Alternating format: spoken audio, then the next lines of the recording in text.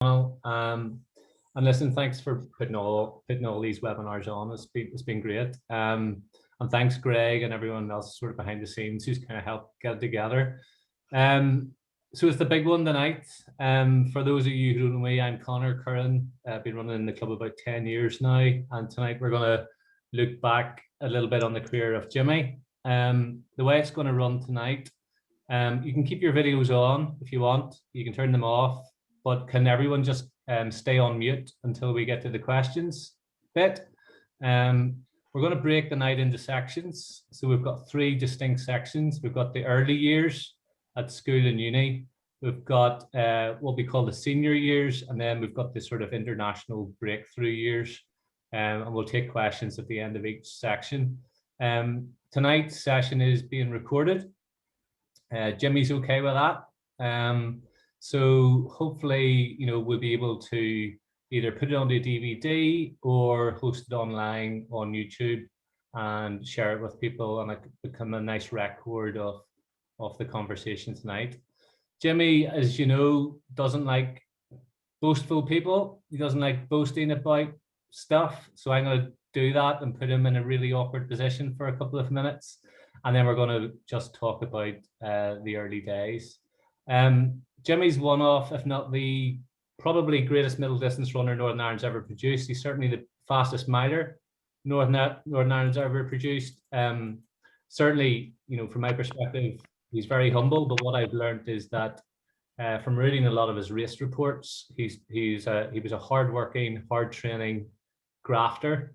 Over the next 2 hours or so, we're going to learn a bit about how he trained, how he raced. And I think there's probably a few lessons in here that if you want to make it, you don't have to just train hard. You have to make the most of your talent. We're going to address some of the mistakes that maybe Jimmy made. We're going to talk about some of his injuries, what went well, what didn't go so well, and hopefully inspire some of you to knuckle down and get the best out of yourselves. We're also going to have a PowerPoint presentation, which is going to accompany everything. So hopefully that will run. There might be a few different hiccups, but let's just talk about Jimmy's PBs before we get to the conversation. So there's Jimmy's PBs. 800 meters, 1:49.4. He did the same time on 2 occasions. He ran 3:38.1 for the 15, 3:55.0 for the mile, which is still the Northern Ireland record. 8:04.5 for the 3 and 75.76. 5,000 meters, which we'll talk about later, on a grass track at Trinity College, 13:54.8. And for the young people, YD stands for yards. Jimmy ran 1,000 yards in 2:08.1. Hopefully I've captured all of that accurately. In terms of honors, Jimmy started running very early in his school career. At one point, he held Irish schools records in the 800 and 1,000 yards. Later on, he went on to hold the UK record in the 4x1500 meter relay. We can talk about that later. He's represented Northern Ireland at the Commonwealth Games, represented Great Britain numerous times at World Cross Country European matches. Oh, I think someone might have, yeah, thanks, whoever that was. He's run under 4:03 for the mile 13 times. He's run under 3:45 for the 1500 19 times. And at one point, he was ranked 7th in the world over 1500 meters. So that's a bit of the awkward stuff out of the way, Jimmy, in terms of honors and personal bests. But I want to sort of get into the early years. Jimmy was born in Cavan in a place called Coothill, and moved to Belfast in 1966. And for those of you who live in North Belfast, you'll be aware of Barnageeha School. That's where Jimmy went to school. And his school days were around 69 and 1970. And a surprise to many, Barnageeha actually won an Irish schools cross-country title in Belfield in 1968. And maybe that's a good starting point, Jimmy. But before we get to that, maybe you could just tell us how you got into running and a bit about your childhood. My childhood, yeah. Well, firstly, I would like just to say that we want this, or I want this to be like a teaching, really for people who have aspirations to succeed. And from this, hopefully they'll get a bit of understanding about the commitment needed, the training you have to do, and probably some of the pitfalls you have to avoid, and some of the situations you can get into, which can be quite tricky. So that's where I'm coming from. Yeah, you're right, Connor. I was born down south in the Republic of Ireland in a town called Coghlan, and then the family moved to a town called Clones. So anybody who's into Gaelic football will know of Clones. That's where the Gaelic football also championships tend to be held. My primary education, and it's called national education, was in the Republic of Ireland. And then the first part of my secondary education, first couple of years, was also in the Republic of Ireland. And my early education, or my secondary education, was at a school called St. McCartney's, which was a boarding school. And it was a bit like, a prison. You go in September, you get out for a couple of weeks at Christmas, back in, and go out for a couple of weeks at Easter, and then you go back in for the summer. So in my early years, there was no running at St. McCartney's. But then my family moved to Belfast. Really, it was my mother initiated this, because we had a large family. I've 9 brothers and sisters. Right. And she wanted us to live in a city which would have better opportunities. So that's the reason we moved to Belfast. And it was quite interesting for me to go from a boarding school, which was very, very disciplined. You did not speak to a teacher. Most of them are priests. You did not speak unless they spoke to you. You didn't speak back.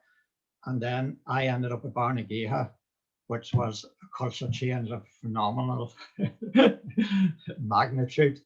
And I think it was difficult for me moving to a new culture.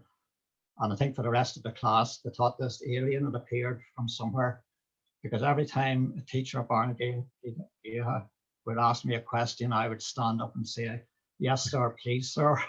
And I remember one of the youngsters in the class speaking back to the teacher, and I said to myself, "Jesus Christ, how can he do that and not get hit?"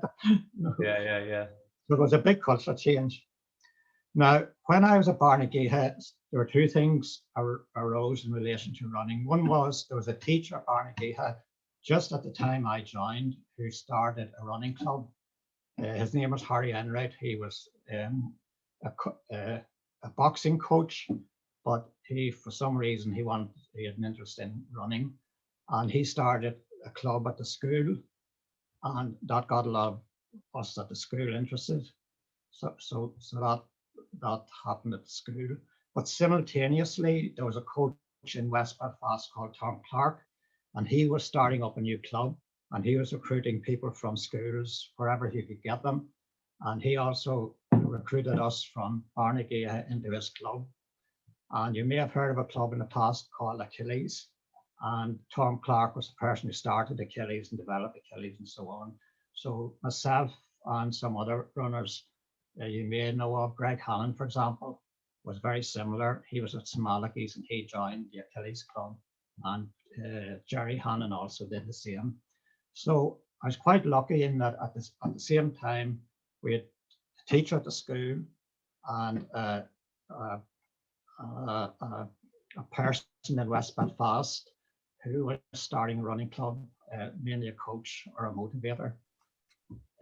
So I was in 2 organizations which were running, and at the school, we would meet a couple of times a week, run up and down the Antrim Road, and that essentially was our training. And similarly, in West Belfast, the club, we'd meet a couple of times a week, and that basically was our training. So Jimmy, did you not run before you went to Barney? No, I did not run before I went to Barney. Okay. Roughly speaking, you took it up when you went to Barney, basically, yeah. Sorry. You took up the sport when you started at Barnegeha. when I was at St. McCartan's, the only thing I remember about running is that in the final term, you got an extra half-hour recreation in the evenings. Now, the school, while it was very strict and disciplined, it was in a lovely location, very idyllic out in the countryside. And myself and a few others started running in this last half hour. So we'd simply go down to the big football pitch. We'd run around it, take our shoes off and run around. So that was the only running we ever did. And as a result of that, when school sports came and we all lined up, including us youngsters and the seniors, and there was a priest organising the blew a whistle, and I actually won the mile race and beat the seniors. So that's the only running I had in St. McCartan's or prior to coming to Belfast.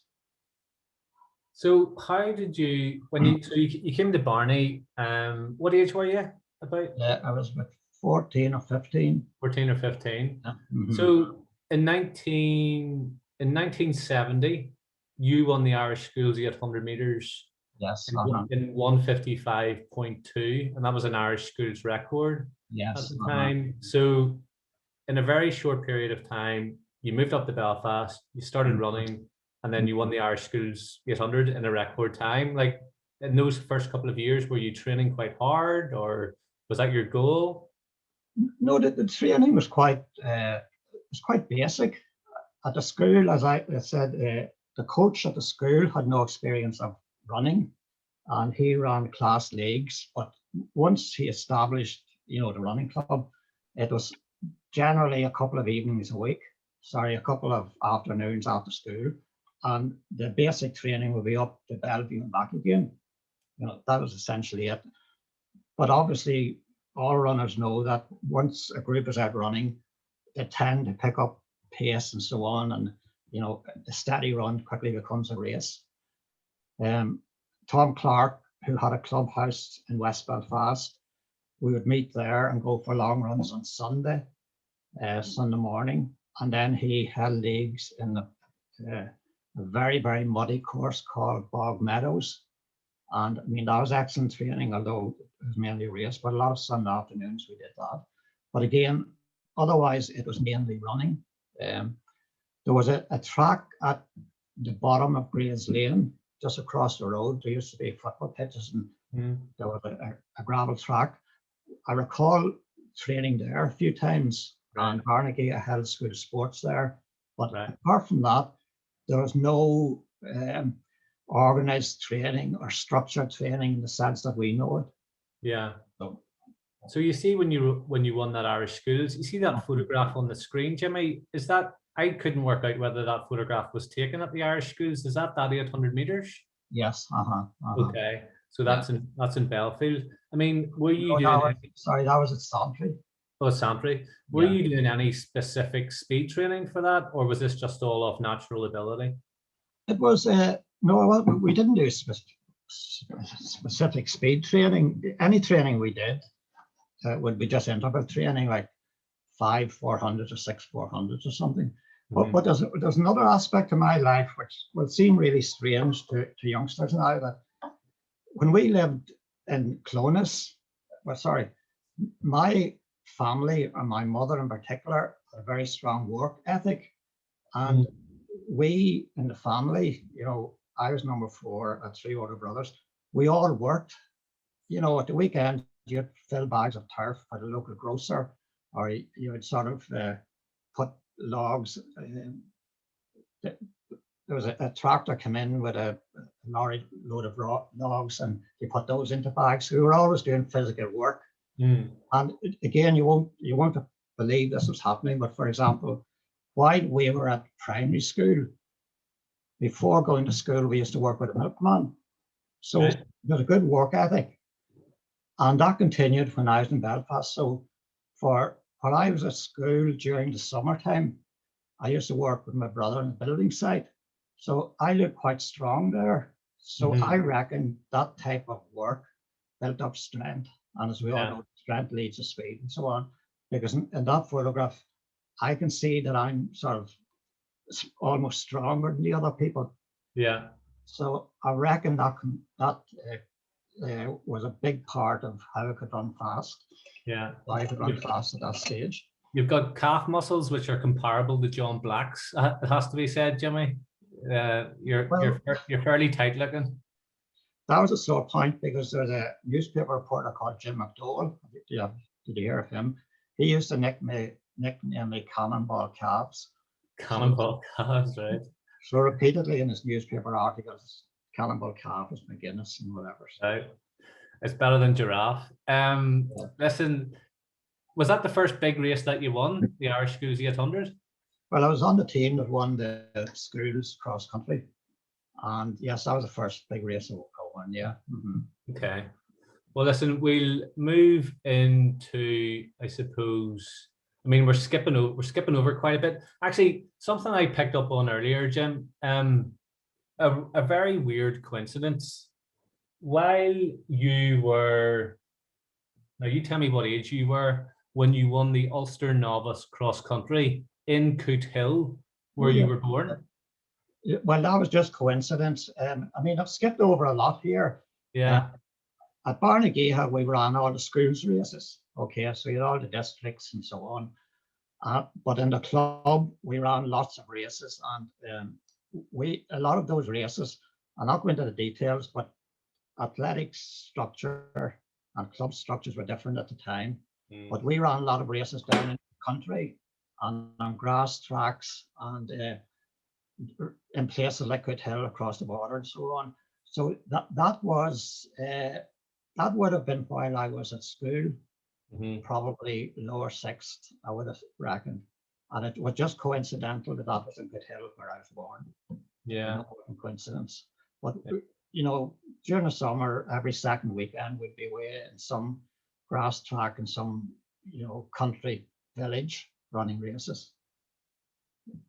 So, there was a number of different clubs back at the time, because you've run for Casement AC, Achilles, and then was it Dunkern, which became Cave Hill and Dunkern? Is that right? Yeah. Well, again, I've skipped over things because Tom Clark, who started the club, as I say in West Belfast, and I call it Achilles. Initially, it was called Casement, and it was, again, you get into politics here, it was associated with clubs that ran country races. But he soon saw that the standards were much higher with Northern Irish athletics. It wasn't called that at the time. So he moved the club from running the country races, affiliated it to Athletics NI, and that's when we started. That's when it became Achilles. And that's when we sort of started running the races more in Belfast and Derry and so on. And were you talking about North Belfast, like, you know, were you up over the Cave Hill at all, or was it all road running, or, you know? Well, in my later years of school, I would have gone for runs up the Cave Hill. Because I remember when you're in lower second or upper sixth, you got free periods, and a couple of us changed in the changing rooms and have a run up the Cave Hill. One of my favorite runs was running from the Antrim Road to the top of the Cave Hill without stopping. It didn't matter what speed you went, as long as you could do it without stopping. Yeah, I love the Cave Hill. I still struggle running up the Cave Hill without stopping. I have to be said, Jimmy, you probably, anytime I see you coming up, I always run though. Just to stop me. Back in those days, so what was the running scene like in North Belfast? Because you hear, I mean, I remember as a kid on the Cave Hill Road, there was an old wooden clubhouse that Cave Hill and Dunkern had. And I remember just seeing lots and lots of guys out running, and obviously the Harriers were running back then as well. But was there a really strong scene then, you know, as you were moving from Barney to Queens around North Belfast? Well, there was North Belfast Club, and then there was Dunkern Harriers, which Achilles then became part of Dunkern Harriers. So certainly within the clubs, there were lots of people. But apart from the club running, there was no running. You know, you run up and down the Antrim Road today and you see lots of people running and joggers. Yeah. But when I started running, we lived in off the Cliftonville Road in Manor Street, and I would look out the bay window. I'd get my running gear on, look out the bay window, and make sure nobody was outside to see me running, because you just felt so silly running. Really? People did not run. Right. And I recall I used to do morning runs and run down by a bus stop on Cliftonville Road, and my sister would be at the bus stop. And when she saw me coming, she would turn around with her back to me in case I would acknowledge her. And she The would, embarrassment. yeah. So people did not run, they just didn't. Yeah. So in the running clubs, there were runners, but apart from that, there was very, very few. Runners were seen as a bit strange, were they? Yeah, well, you're probably a bit eccentric. Yeah. It's just stupid. I mean, why do you want to run? Because reading through. I mean, you have the whole health thing now, but people didn't have that same, you didn't need the health thing because most of the work you did was physical. So yeah. There weren't any fat people around then. Yeah. Jimmy, are you okay? Sort of, I mean, it's impossible to cover everything. I mean, we could probably talk for an hour, just on the school days, but in the interest of sort of keeping the time, I'll sort of move into the university years. Yeah. So just to give folks a bit of background, you went to Queen's University, where you studied accounting in 1970. And we can go into some of your races while you were at Queen's, but how did you find that? I mean, this is the bit where a lot of kids lose interest, party, find, nightlife, alcohol, etc. Is that the way, did you party? Did you let your hair down, or were you always very focused? And how did that sort of manifest itself in your training and your racing at Queen's? Yeah. Well, I went from school to Queen's. I subsequently did accountancy at university with mathematics and statistics, that type of thing, rather than accounting, which is I find it quite demanding. And when I went to university, I was with a group from the running club Achilles mainly, and that would have been, say, Jerry Hannon and Greg Hannon, who were apprentices in Malachy's. So once we got to university, Achilles was in existence, and it had quite a number of good runners. The Hannons, John Coghlan, Tom Price, Dennis Price, and so on. So there's a good group of runners in the running club. But quite soon then we developed other people who we associated with. So for example, at Queen's University, the Hannons, you then had the likes of John Black, not John Black, John Coghlan, and John Allen. So there was a group of us at Queen's who were all interested in running, and we tended to socialize at the weekends, and we did socialize drunkenly. We would go out most weekends, Saturday nights, and have a few drinks, and sometimes a few go to parties and whatever. But that would have been just one night a week. We wouldn't have done it midweek or any other night. So usually on Saturday nights after races or training, we would go out and meet in a bar and a couple of pints. Yes.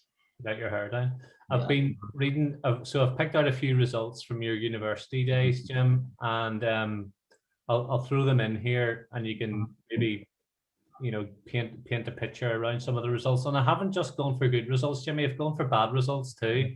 Yeah. You'll be delighted to hear. So at the British Unis cross country in Guildford and Surrey, you were 108th, which by any account is a bit of a stinker. So you can maybe explain that one.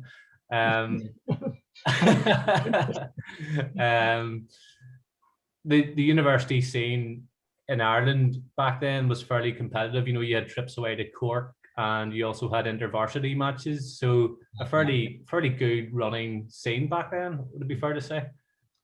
Well, yeah, you're absolutely right.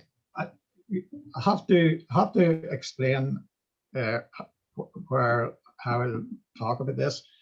At university, my running career was really in two blocks. My two early years at university and my later years. The early years were exactly as you're saying. I ran races and I ran university races. I went to the British universities cross country, and it was always just near the back of the field. It was the cross country races were horrendous. They're very heavy mud, mucky, and just I just wasn't interested in them. Once you started the race, you just couldn't run. Um, and when I was at university, I ran the university track races and always got to the final, but never got higher than fourth. I think seventh and fourth.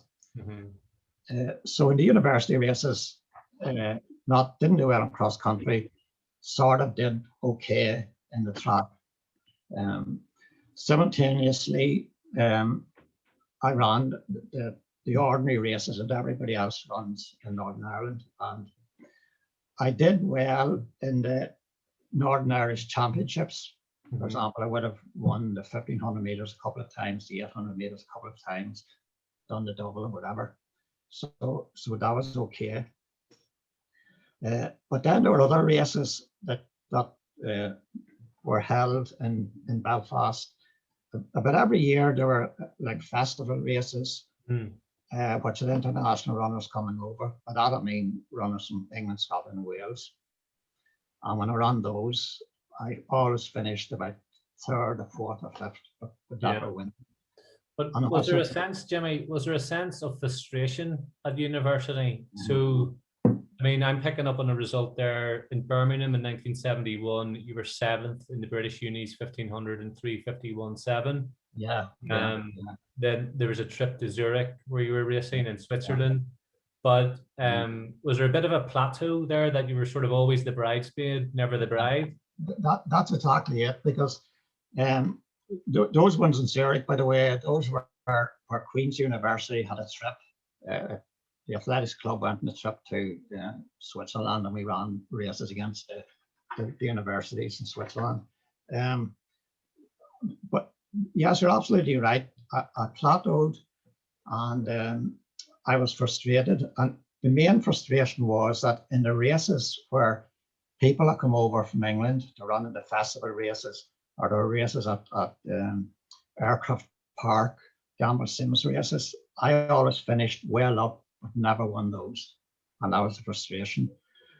And the biggest frustration was that when I went to Crystal Palace to run in the British Championships, if you won Northern Irish Championships, you got entered in the British Championships. And again, I always ran the heats, but never got to the final.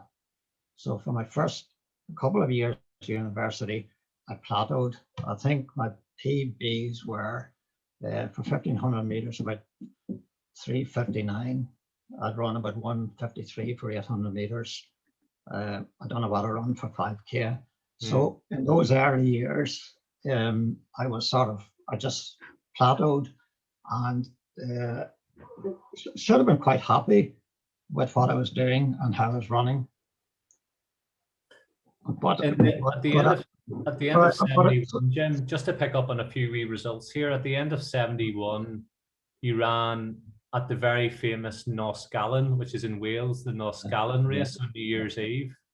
And it was a 1 mile race, and you ran 4:17, which is a very respectable time. Tell us a bit about that Coghlan race. Well, the Coghlan race, it's the best example I would give. It's very similar to the races at Armagh, where it was held every year on New Year's Eve. And during the day, there were two races, a men's mile race and a women's mile race. And then at midnight, there was a race for seniors, a 4 or 5 mile race. And they were really high class races. And both were televised live on TV, the afternoon ones. And most of the top middle distance runners of the shorter distances would compete in them. So I ran, the first year I ran, I did really well, just fourth. But again, I didn't win. I'm not winning races. I'm doing well in races. And that's my frustration. And I realized that, well, there are two things bugged me also. Whenever I spoke to other runners in Northern Ireland or other athletes and said, look, yeah, they would say you're doing well, no, that's good, you won Northern Irish. And I'd say, yes, but I can't win these other races. And they said, well, you won't. I mean, you can't, you never win them. You don't have the competition or the coaching or the structure that these people in England have. Yeah. And that was frustrating. Well, I think, and I also realized that if I did not make a breakthrough while at university, I wouldn't make one. So that's where I'm. I think just to give a really important piece of context here, within the Northern Ireland scene, you were probably one of the most dominant runners. It's just when you got to the British scene that you realized that you were a big fish in a much bigger pond. That's right. Yeah. Well, listen, Jim, I think we're sort of up to that point where there's a sort of a natural break here, because the next bit is really interesting, but I want to give an opportunity to other people to ask some questions. So Conal, I'll just hand over to you. And if anyone wants to ask a question, I think the best thing is just to unmute yourselves and ask away if there's not already stuff in the chat. Yeah, so at the minute, there's nothing in the chat at the moment. So if anyone wants to unmute themselves, they can fire ahead there. I just say Connor's right. I mean, the first few years are what we did. And then in the next years, things begin to change. So it's sort of like, let's take a break now. Have you any questions about school, what training you did, and so on? And then I have a question. Can you guys hear me? Sorry? Oh, yep, go ahead. Can you guys hear me? I have a question. Yes. Hi, it's Martin here. So, and maybe I couldn't hear properly the last couple of minutes there. You talked about the second block at university where things started to go better, you had a breakthrough. What if you said it in the last few minutes, I missed that. What changed there? Was it just you got your discipline back and you started working hard again towards a few goals, or did something else significant happen? Well, I'm about to come to that. The way we've structured it is, I've spoken about what I did at school, and I've spoken about what I did at the early years in university, first 2 years, where I did okay locally, but once I raced in England or raced again in the universities and the championships in Crystal Palace, I wasn't beating, the runners in England, my equivalents in England. And later on, I would be able to beat them. So we're going to move quite soon. Okay. We're coming to it. Okay, very good. Don't worry, Martin. We're coming to jumping ahead. We're coming to the secret sauce. That's the interesting bit you talked about. Yeah. Cheers. Jimmy, I have one for you. In the early parts, what was the desire to want to be the best in England? So were you not content with being the best in the north? That's correct. I wasn't. I mean, I was running at 349, 350 for 1500 meters. That was good in Northern Ireland, but it was pretty crap in the UK. So was I going to be content for the next 5 years to be Northern Irish standards and that's it, or is there something else? Was it a hit on your ego when you went across to England? So like you're absolutely smashing it out over here in the north, but when you go over to England, did you have the kind of desires as if you're going to beat all these people, or was it completely different, and was it a shock to the system? No, I didn't expect to go over and beat them all. I wanted to be to the same standard. Now, even if I was been beaten, but running they were all running with 343 for 1500 meters, that would have been better. But what is also frustrating is when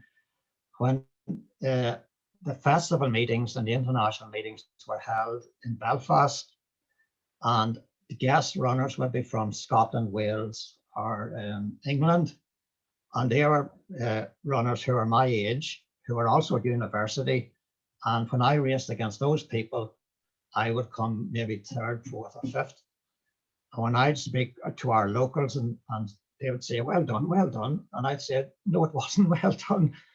And they would say, oh, but you can't expect to beat these people. They have the facilities, they have the coaches, they have the infrastructure, which we don't have. So we're never going to beat them. And I said to myself, that can't be right. And as I said a few minutes ago, if I'm not going to make a breakthrough at university, I'm not going to make a breakthrough. So basically, time was running out, and that's where I was, frustrated. Okay. If there's any other questions, maybe A few more questions here in the chat bar. So, one for here says, how did you manage university work with training and seeing friends? I think I managed it okay. I think at university, once you know your timetable, you then structure your running in your timetable, and it was pretty much like that. I was very economical at my time. I had a push bike, and I later became a motorbike. So transport, and I was living at home. So lectures for the degree I was doing were usually in the mornings. So I could do a morning run if I wanted to, go to lectures, then do an afternoon run, and then come home and study. So it worked quite well. I thought it was quite manageable. And I think most people in sport at university find that as an opportunity to do well at sport, plus your academics. There's another one here that says, do you worry about future generations with the lack of PE? I don't think about it. Yeah. That's their tough luck. I really don't. And there's a few more in here as well. So, what was your ambition during your younger years? Like, what was fueling it to want to be the best?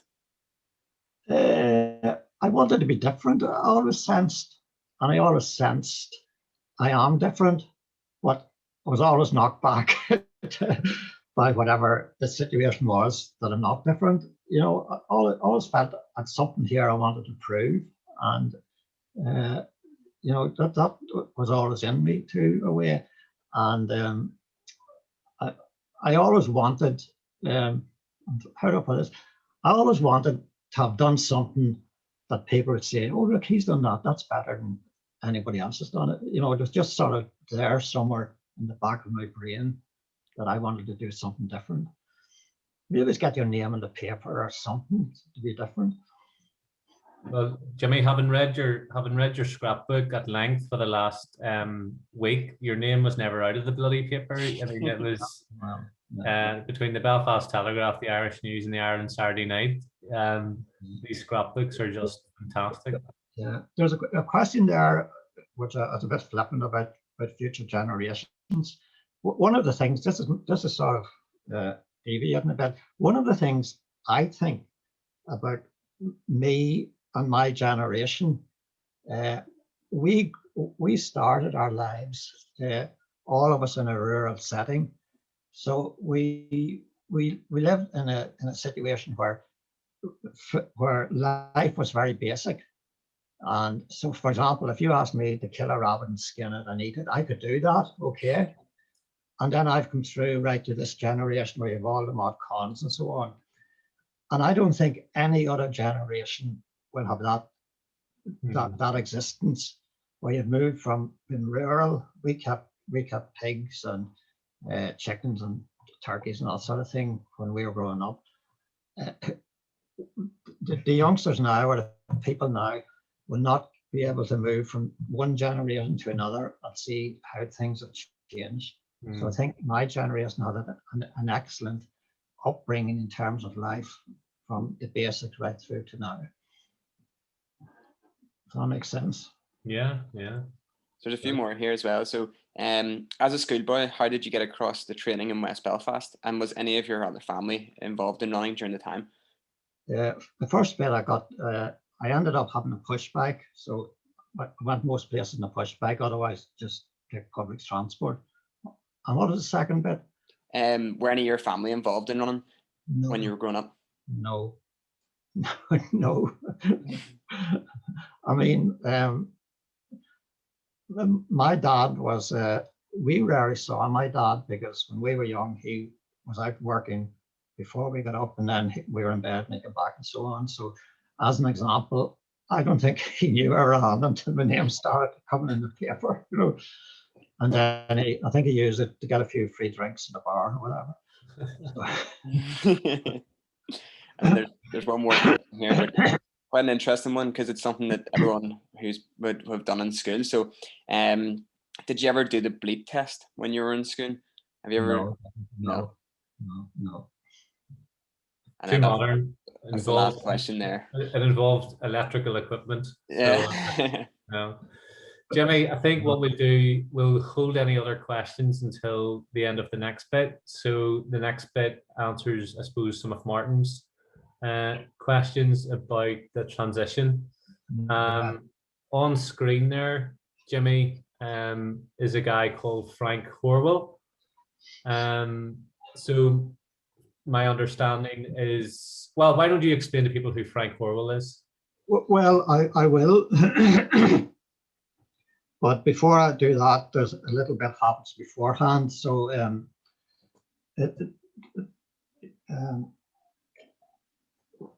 Frank Howell is God, but we'll get to that. Where I am now, as I've just said, reasonably or a bit frustrated. Okay, so I'm at Crystal Palace, and Crystal Palace is where all the athletics events were held when I was running. And the years I was running and going over, athletics in the UK was beginning to boom again because a guy called Dave Bedford who started setting world records. So when you went to the championships, you're going to a situation where big crowds are coming back. So I went to Crystal Palace to run the 1500 meters in the UK championships, and as usual, I got put out in the heats. But I stayed overnight, and I'm sitting in the stand watching the final, and somebody asked a question. Somebody asked a question there about, did you want to be great and so on. And I'm sitting watching the final, and I'm seeing the final of the 1500 meters, and it's a gorgeous sunny day. London I found to be a great city.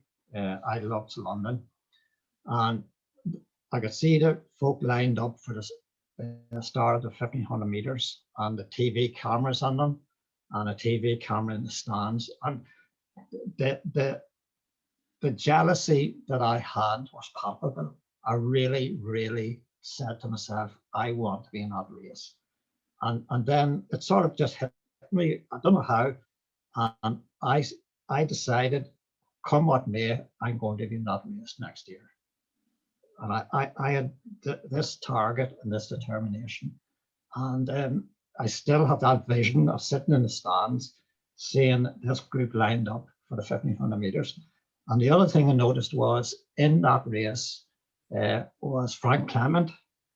He's a student at Bella Houston University like me. There's Race Medley. He's at University in Birmingham, a student like me. There's Phil Banning. He's a student at Cardiff University, like me. And it struck me, they are like me, and they are not final. So why can I be in it? Mm-hmm. And I then had this vision and this commitment to be in that race next year. Still didn't know how I'd be in it or what I would do to get into it. And that vision, by the way, is very important, because later on, when I start other types of training, periodically you'd say to yourself, why am I doing this? On the morning, about 7 o'clock in the morning, when you have to get up to do your morning run, and you hear the wind battering against the window, and the sleet and the snow, and you don't want to get up, And Yeah. you say to yourself, why am I doing this? The reason you're doing it is for that vision. You want to be there the next year. Yeah. I remember later in life when in business meetings, a consultant would talk about how you have to develop your company. And he said, the first thing you have to have is a vision. And people would say, what do you mean a vision?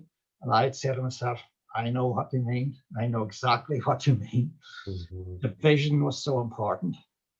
So I had the vision, okay, then went through the rest of the summer and still didn't know how I was going to sort of make this a reality. And then there was a coaching course held, organized by Athletics NI. It wasn't called Athletics NI then, it doesn't matter. And it was down at Dundrum outside Newcastle for middle distance, long distance runners. And the two coaches were Harry Wilson, who coached Steve Ovett, and Frank Horwell, God, who was a founder member of the BMC. I coached numerous internationals. And the structure of that coaching course was it started on Friday evening, finished on Sunday afternoon, and there would be a talk by the coaches and then a practical session, talk by the coaches and then a practical session, so on. And the whole tone of the feedback the coaches were getting was negative, okay? They would come and give a talk and then the questions from the floor would be, oh, well, we don't have the facilities, we don't have the coaching and so on. And I remember at one point, Harry Wilson, the coach Steve Ovett, he said, he made a point that Steve Ovett had been sick. I think he had glandular fever or something. And he ran an 800-meter race and ran 1:53. And Harry Wilson said, so we knew now that he's ready to start training again. And somebody on the floor, some fair soul, said something like, well, if we trained for 3 years, we still wouldn't be able to run 1:53. I said, oh God, you shouldn't have said that. So the coaches you could sense they're getting more irritated with the feedback they're getting. On the very final day, on the Sunday, they got stuck into us and said, the only reason you are not as good as the people in England is you don't train hard enough. You don't train hard enough, and that was it. Okay, now they didn't define what training hard meant and so on. But Frank Horwell also said, anybody who wants some documents on training and sessions to run and so on, send me a stamp address envelope and I'll send you a pack of stuff. And I went up and spoke to Frank Horwell and he said, just took my name and address, and then he sent me a pack of stuff. Now, it came about 2 weeks later, and it was an envelope with a lot of one pages in it, and when you read it, it had things like principles of how to develop a training session or a training routine, principles of training, different types of session you did, nutrition, stress, and they were all in one sheets of paper, and it was badly typed and so on, but it was magical. And this became my Bible. So I went into the front room in our house, remember going through this and reading it and then deciding, I'm going to follow this routine and I'm going to train hard. But just to pick up on that, so Dennis Watts, Harry Wilson and Frank Horwell then produced the book, the very famous book, which is almost impossible to get anymore, called The Complete Middle Distance Runner. I think you have a copy, and it's really hard to find. But on that slide, Jimmy, I've put up an extract from your training diary, and this is the week from the 3rd of December to the 9th of December 1972. So the first week in December, 112 miles a week. And correct me if I'm wrong, this is the kind of training that you were doing under Frank Horwell. So I'm just going to read down through the week in case people can't make it out. But on Sunday at 9:30, you did 18 miles easy. Then at 5:30 that evening, you did a fast 7 miles, so 25 miles in that day. Monday morning, you did 8 miles, felt quite strong. In the evening, weights and exercises and 7 miles. Tuesday the 5th, 8 miles in the morning. In the evening, you did 15 200s and 30 to 31 with 55 seconds recovery, 8 miles in total. Wednesday in the morning, 8 miles. Then in the evening, over to Malone, you did a 578 seconds, 2,000 meters in 5:48, then 1,000 in 2:44. All the runs were acceleration runs, i.e. you got faster as the laps went on.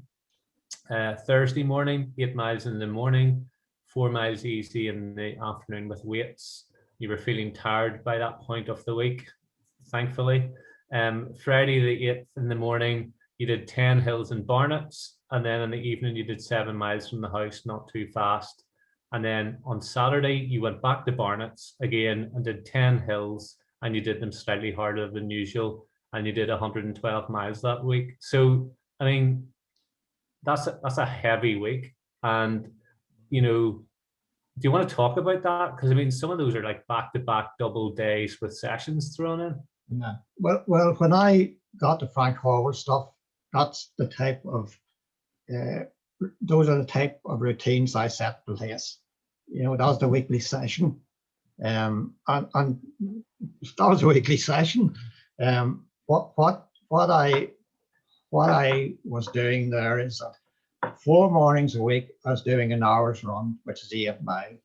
I mean, the hour's run is probably more than 8 miles, but I did an hour's run from the house, and I was at Queen's University, so I could do the others over at Malone. But that morning run was the backbone of my training, okay? Because when I said, the coaches said you don't train hard enough, what does hard mean? To me, hard means that you run fast, you do more training and you run fast, okay? And I'm not exaggerating when I say this, that 8 miles, whenever I felt myself slowing down in the 8 miles, I would say to myself, you can't slow down in a race. You just got to pick it up. So the backbone of the training was the 4 by 8 miles every week. And then you supplemented that with the proper track sessions and weight sessions. We call it weights and exercises now, having or conditioning and so on. So that was 4 mornings a week doing the 8 miles. And then there were, I think, 2 track sessions there, 2 hill sessions, and the strength and conditioning work. And that was the basis. 25 miles on a Sunday.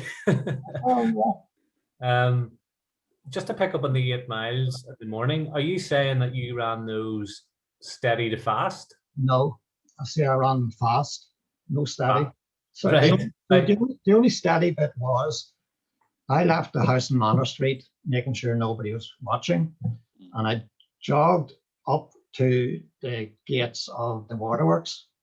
That was my warm-up, and then run hard. On those 8 milers? And the 8 milers until I ran around the loop, sort of around the lower, up Cross Ballysillan Road and around the Belfast Castle and down the Antrim Road and so on, back through the waterworks. And when I got to the waterworks gates, that's when I slowed down and jogged and coasted back to the house. And Jimmy, I mean, if you're saying you're running those hard, I mean, I'm presuming that's, you know, 5-minute, 5:30s, 5:20s. I don't know what pace it was. I didn't pace them. All I did was I bought a stopwatch. And when I was leaving the house, I turned the stopwatch on. And when I came back to the house, I'd always run about 60 minutes. It was always about 60 minutes now, the fastest time I'd done, but broadly it was 60 minutes. And I mean, those sessions are breaking all the rules. Yeah. You know, when you read, it should be either a hard session one day, an easy session, a hard session. Yeah. But when I started reading about other runners, and even when I read articles written by Frank Howell, yeah, he would talk about great runners, who just ignored the rules. Zapopek, you know, they just train hard always. Ron Clark trained 2 hard sessions a week, a day. Yeah. You know, that's what these people did. And this is presumably what Ovett and Co were doing, because I remember reading Peter Co's book about Seb's training, and it's not too different to this. Well, I assume so, yeah. You know, Frank Howell had said, and Harry Wilson, we didn't train hard enough, and I took that to heart. I said, hard means that I'm doing more, and hard means that when I'm doing a session, you do it hard. Yeah. And if you do 8 miles in the morning hard, and then you do a track session in the afternoon or a hill session in the afternoon, you know, that is good quality training. Yeah. There are big risks in this. I mean, you set out and talk about injuries later. We talk about one injury later, but through the rest of my career, no injuries. Yeah. Now, maybe I'm different, and I'm not saying that from this talk, I want people to get ideas, and I'm not saying somebody just, you know, jumps in and does this training. It worked for me. It doesn't mean it worked for anybody else, but the principles would be the same. Yeah. You set a target, you define a training structure by which you'll meet that target. That's where you want to be. Yeah. Okay. So listen, we're around 1972. You've adopted Frank Corwell's approach to training. You're now training way harder than you trained before. We start seeing some of the payoff from that. Thanks, so, Connor. if people look very closely, and we'll get to this in a few minutes, Jimmy, about that famous finish line photograph. But in 72, you're in the cross country season back here in Northern Ireland. Are you starting to feel the benefit of the increased mileage? Let's talk about that before we get to Coghlan again. Well, I started this training session in the autumn time, and I I sort of an argument with the club was I said I'm not racing for about 6 weeks or 8 weeks because I want to do this training, and I did this training, and the first race I ran after doing this training was a cross-country race in Coghlan. And cross-country races previously to me had been, you line up, you start off, and everyone runs hard. And after the first 400 yards or 600 yards, you're knackered. You really are just dead. And then you struggle for the rest of the 6 miles.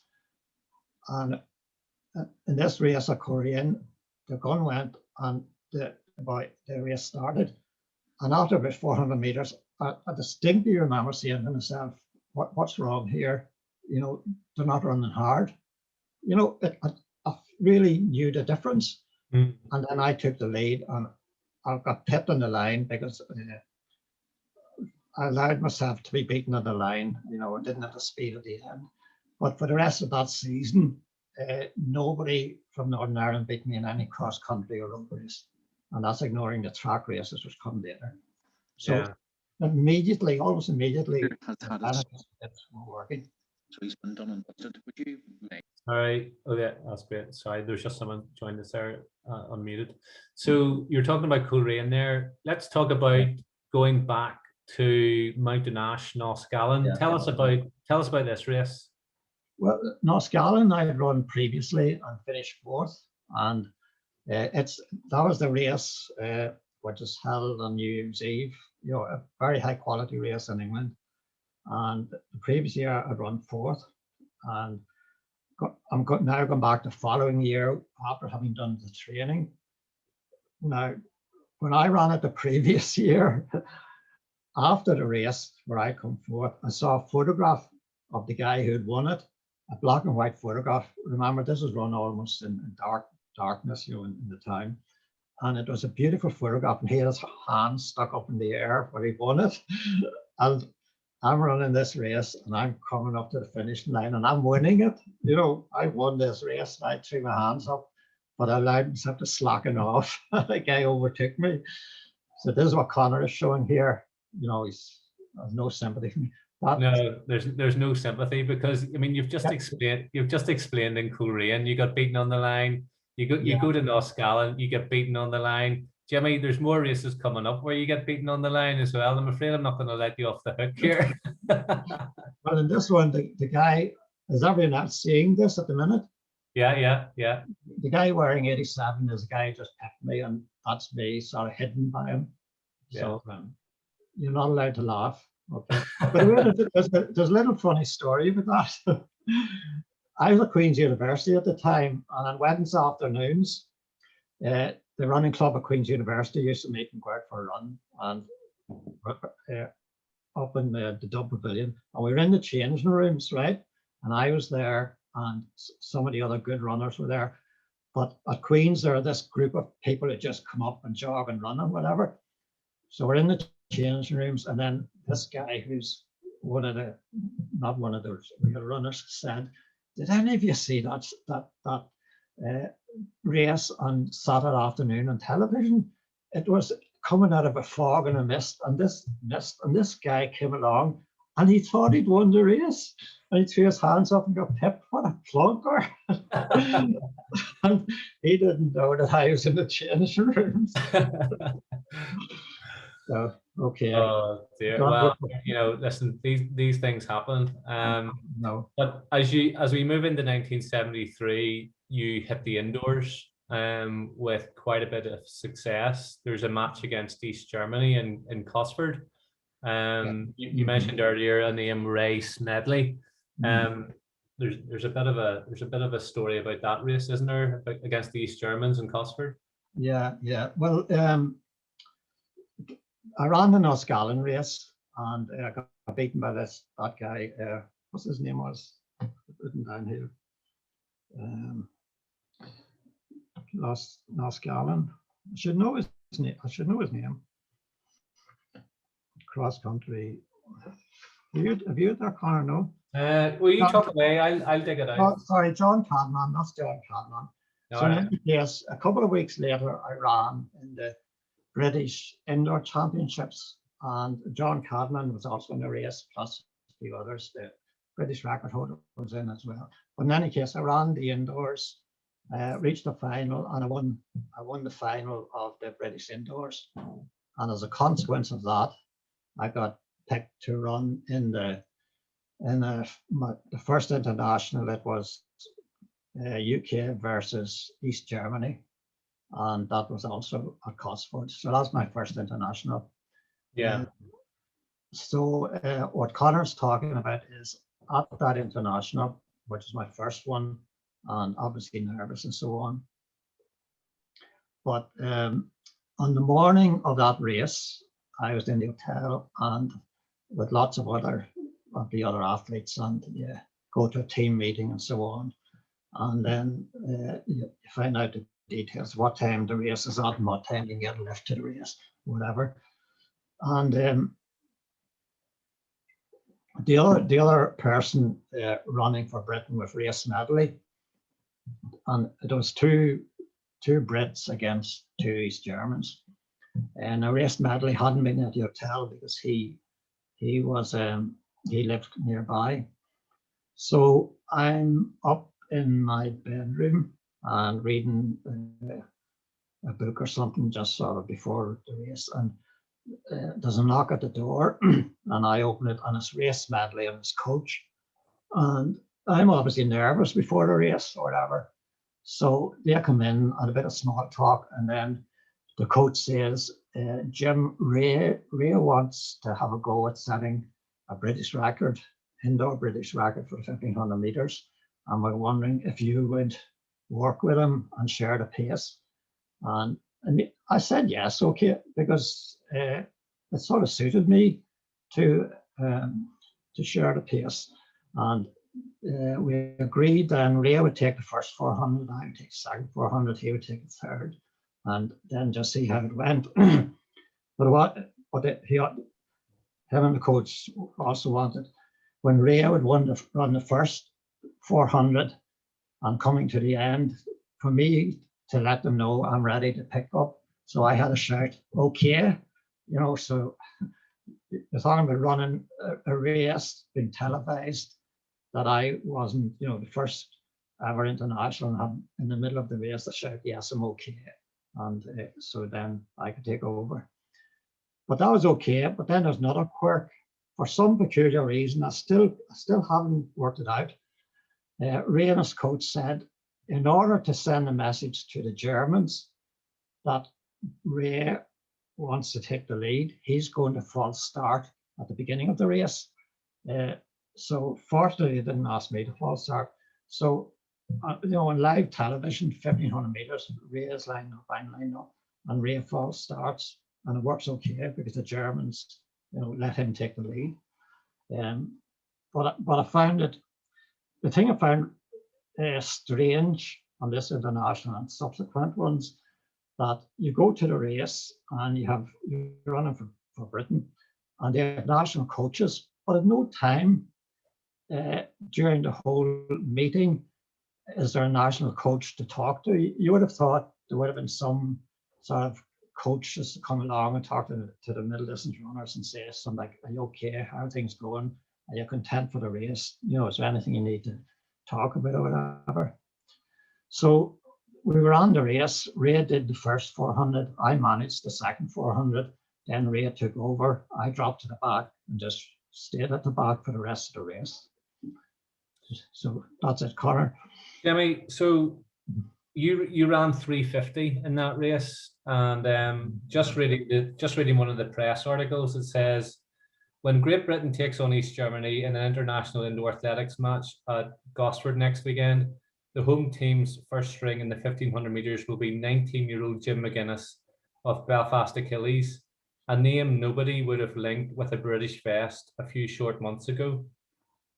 So the fact that you then went on to win that race, and win it sort of quite convincingly, because it says that you dominated that race, I suppose is testament to the fact that your training under Horwell is really picking off. And this is early. This is January in '73. But if we look at that summer then of '73, one of the standout performances for me is a 5,000 meters that you run in Dublin. It's the civil service sports in Dublin, and you are up against Danny McDaid, Donnie Walsh, Des McGowan, Pat Reardon, Ron Hill, Steve Kenyon, John McLaughlin, and Jerry Hannon in a 5,000 meters, and you're sort of stepping up in distance for the first time. Certainly, it appears from the records that this is the first time that you've run 5,000. Am I right in saying that was on a grass track, that race? Yes. Yeah. And just to read the report of the race, it says, with just under 600 meters to go, McGuinness took up the running with only Reardon able to give chase. McGuinness built up speed slowly and was in full cry as they hit the back straight for the last time. Reardon looked to be running effortlessly in second place as he entered the home straight.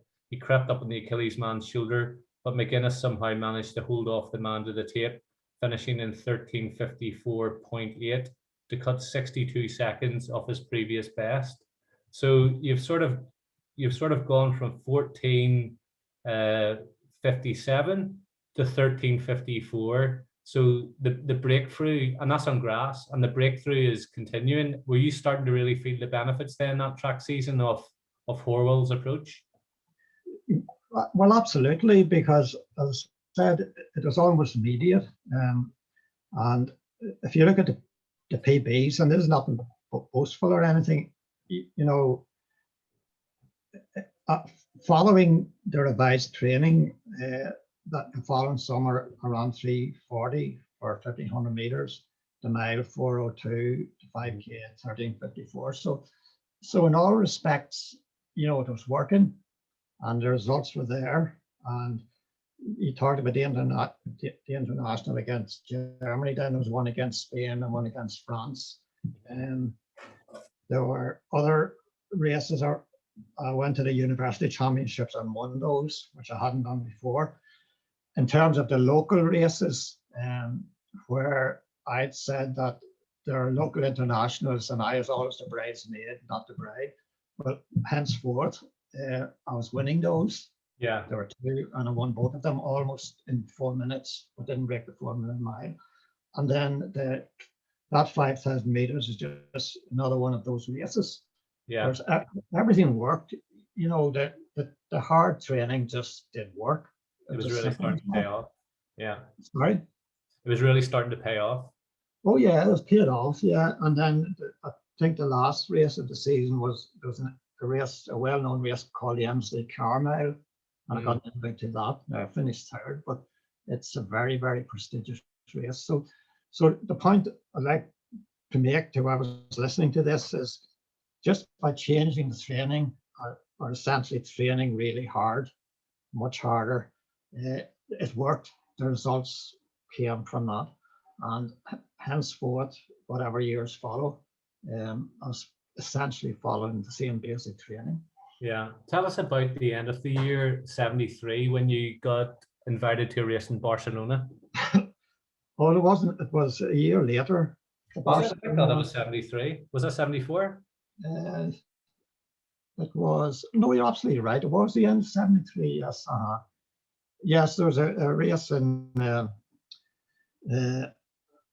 Barcelona, which there was a promoter or a very senior person in athletics NI, probably chairman, called Les Jones.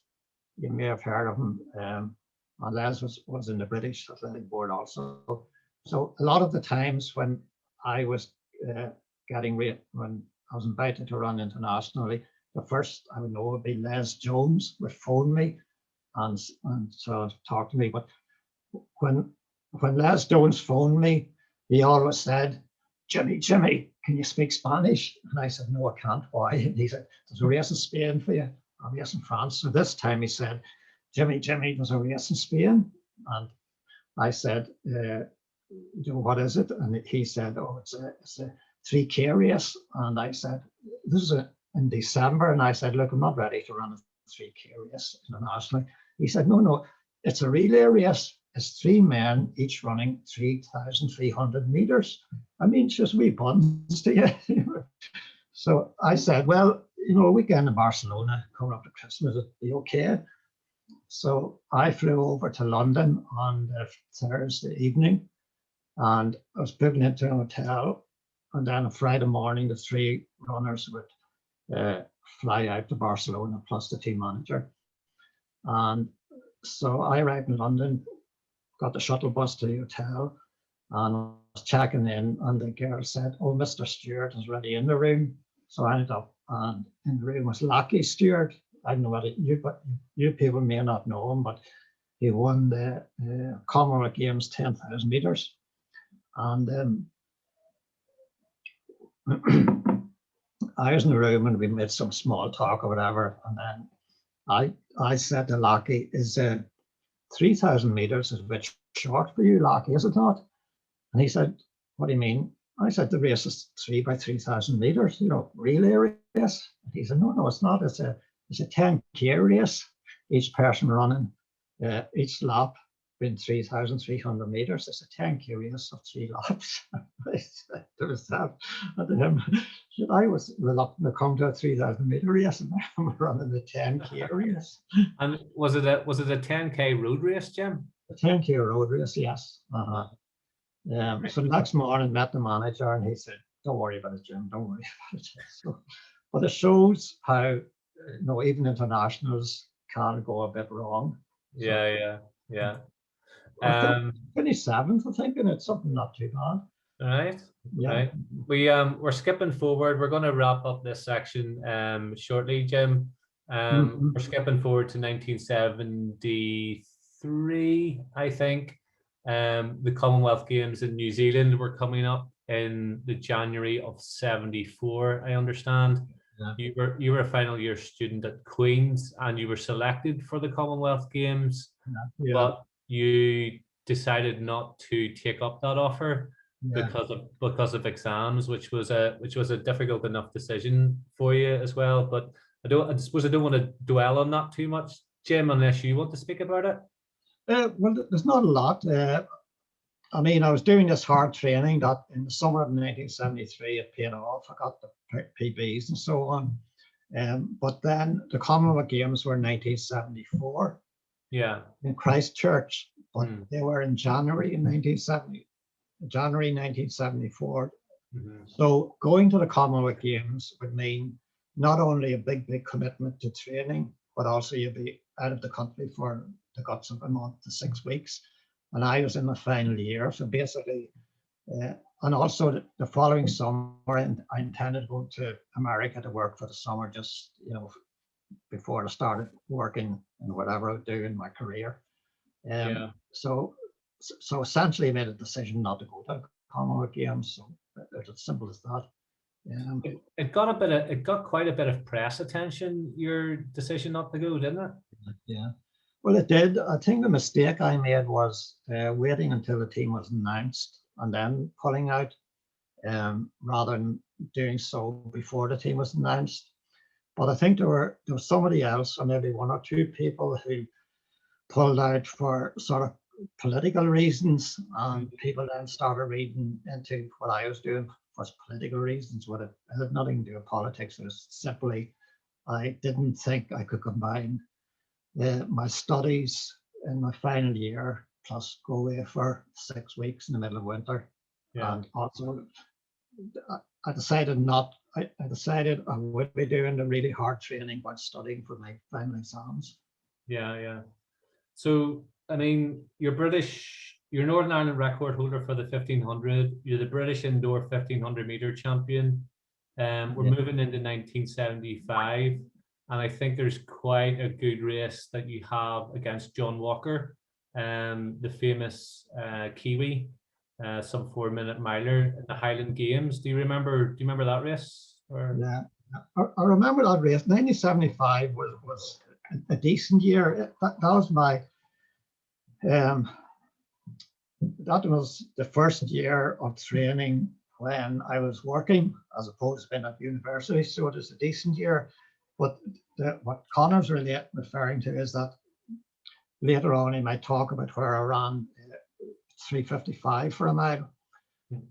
Oh yeah, no, yeah, we'll come to that. But did you not run against Walker in the Highland Games, Jim? Oh yes, I did. Yes, and when I'm saying as Connor, you may have said to me the 3:55 was your best time, and it was the best time, correct? But I think the race to which you're referring, I would regard as my best race.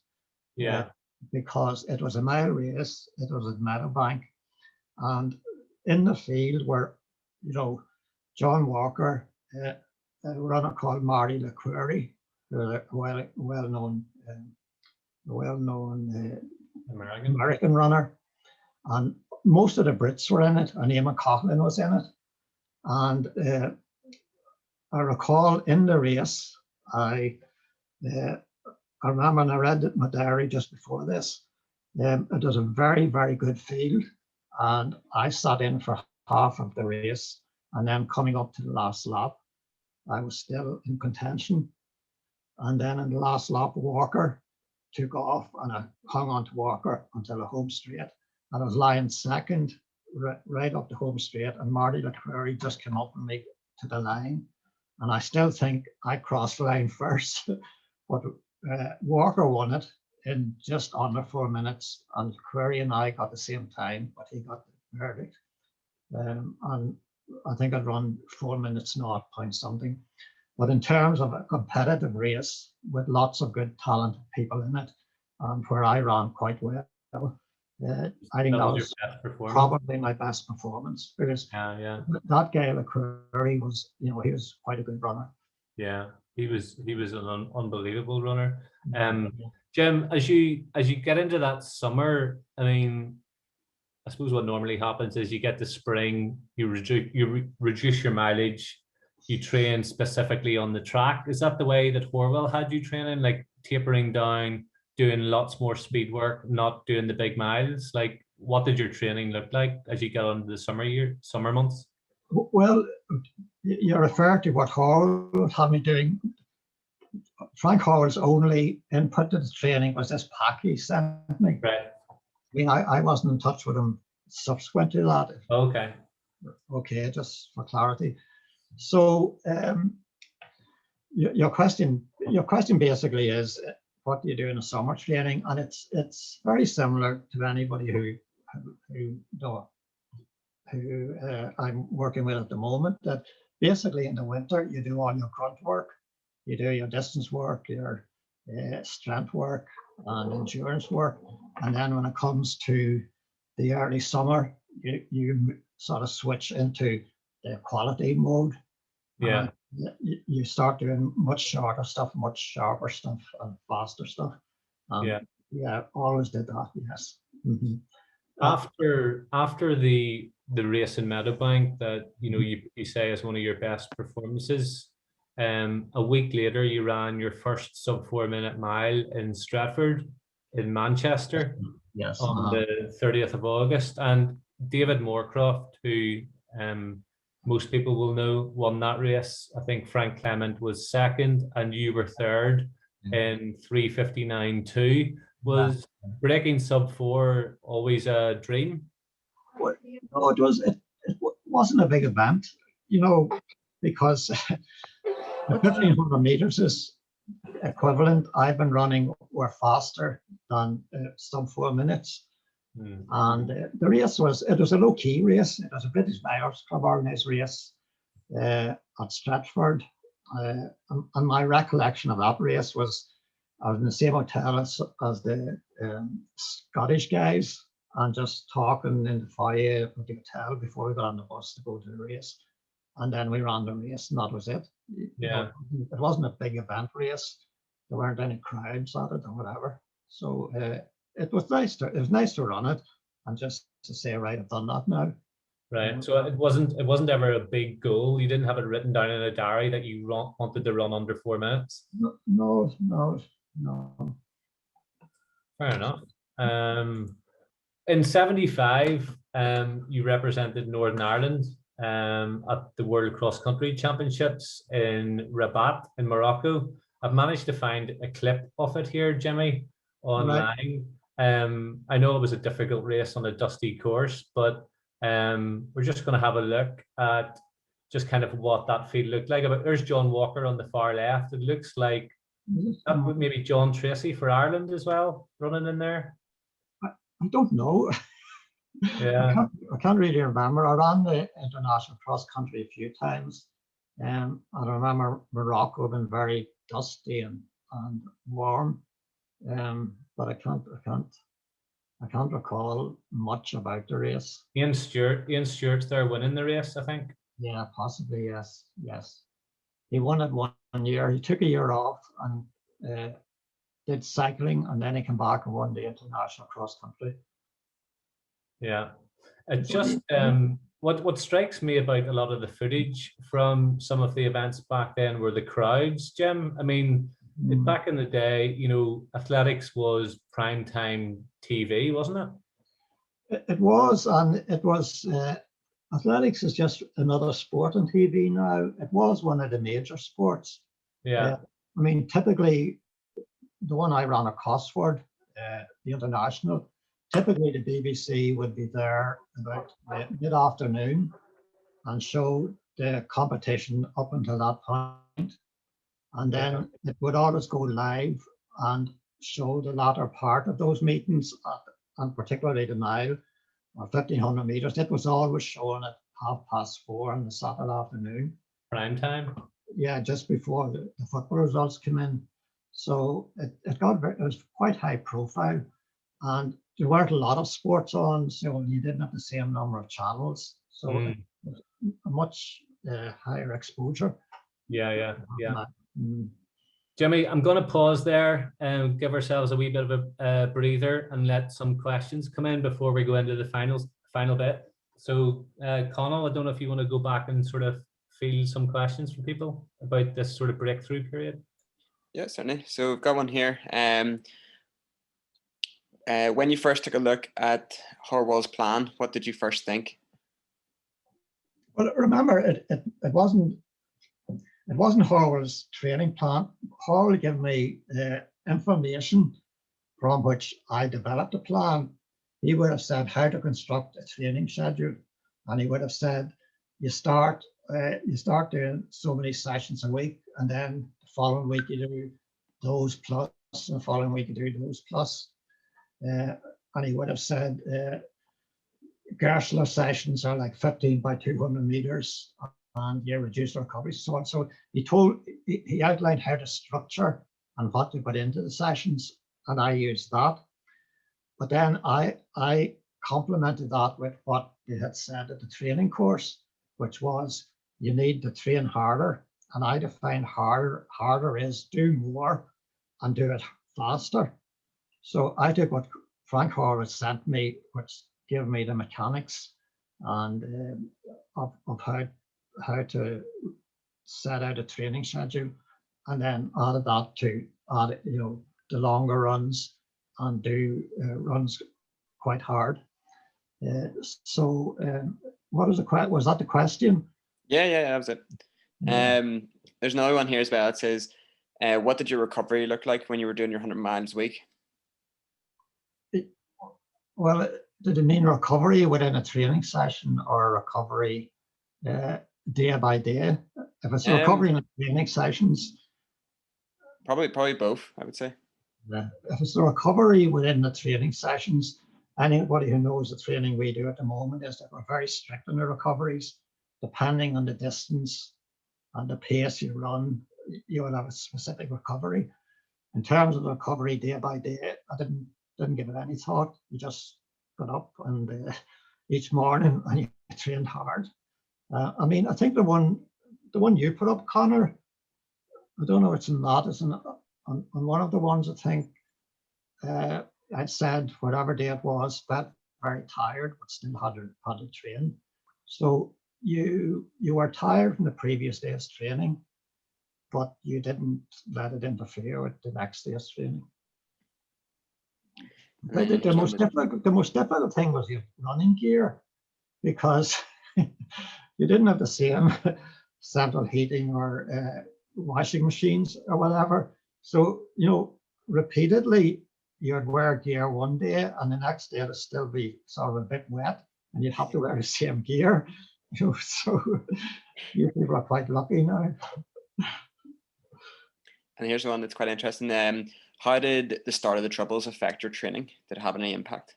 The Troubles had started when 1969. The Troubles were ongoing when I was running, but it had no direct impact.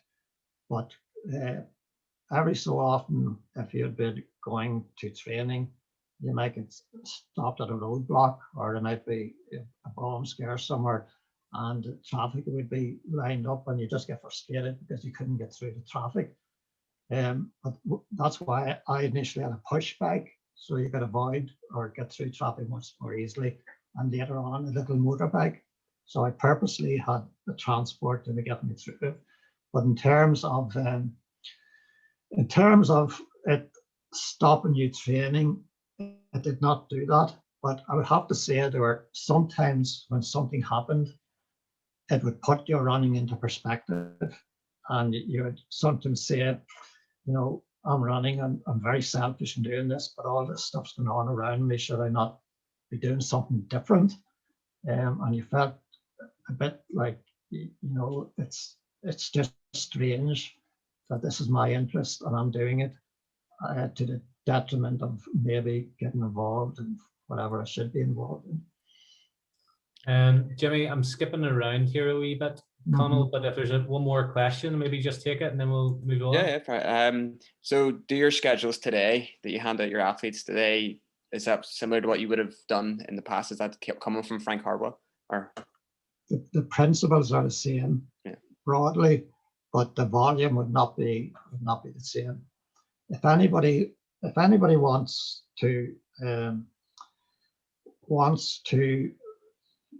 become very successful, they must make that decision. A coach cannot make that decision for them because the commitment needed is quite high, and the person themselves has to decide, I want that commitment. If you look at the schedules I send out every year at the beginning of autumn, you'll see I have in there an international athletes training schedule. Now that's just for information. So if you're one of these people who's going to say, look, I'm going to really commit to this, you can look at that schedule. I'm not saying you do it. It would depend on what distance you're training for, but it gives you a flavor of the volume of training you would have to do. Yeah. Jimmy, we're going to move on just into the final bit now. So it's kind of 76, 77. 76 is Montreal Olympics. You had another good year. I think you had a bout of anemia and you had a few GB international races.